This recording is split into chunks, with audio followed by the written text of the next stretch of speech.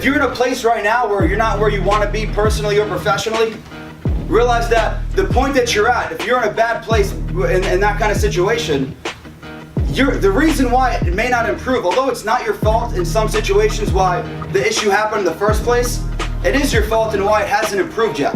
There's a big difference between pain and suffering. We all experience pain, but some of us choose to suffer after the event. Some of us choose to heal, some of us choose to suffer. Some of us use it as a motivation to grow, some of us use it as a reason to make excuses.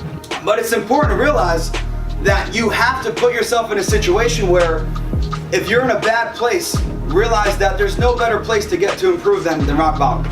You know, if you're already at the bottom, why stay there? And if you're in an okay place, why wait until you're at rock bottom to bounce twice and then start growing?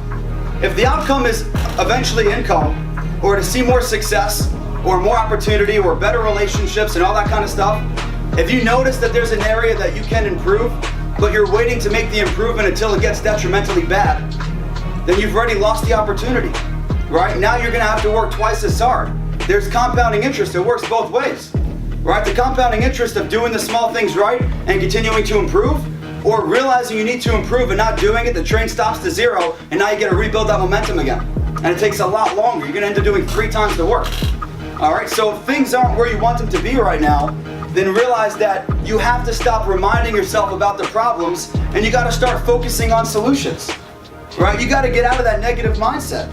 We tend to overly focus on problems in life. We focus on the negatives. So a couple weeks ago we talked about we perform optimally when we're in a positive mood, right? We perform optimally when we're in a positive mood. When we're negative, a negative mind is an excuse-making machine.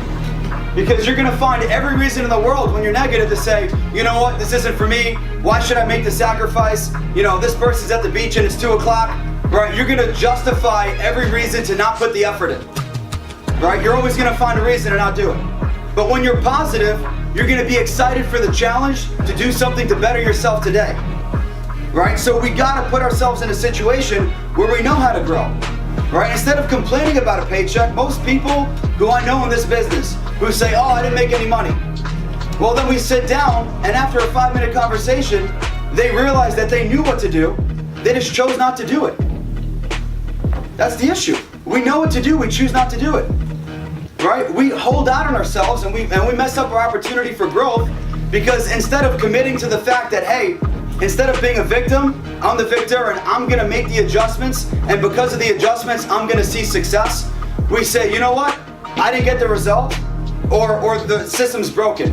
We try to blame something else. It's easier to pass blame than it is to take it on yourself and say, I'm gonna do something about it. All right, so last couple things. I wanna just touch on this again. Things will get worse if you don't keep making it better. All right, we're gonna perform optimally when we stay positive. And then realize that you got to continuously feed those positive thoughts. But the last couple things, we succeed in every situation or we learn and grow. We never fail.